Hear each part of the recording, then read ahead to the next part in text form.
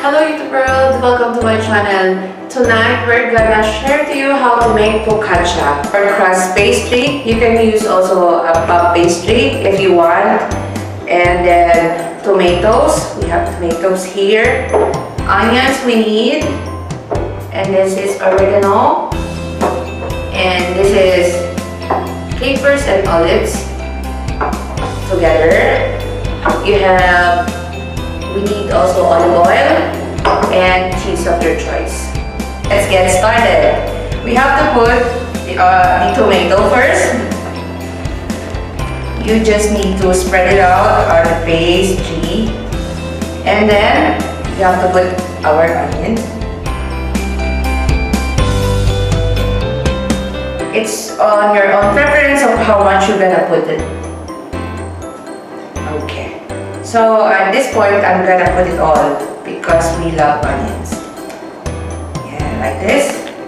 And oregano. So you just need to spread it. Like the same when you're doing a pizza. The difference is you don't need to use a marinara sauce.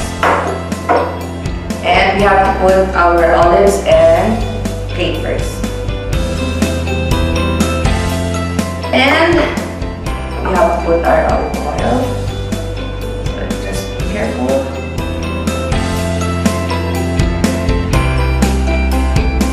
Okay. And our cheese. Again, you can use cheese of your own preference. Now the oven is ready. We're going to put it in. So I want it at least 35 minutes. There you go, 35 minutes or 40 minutes if you want. It's still okay.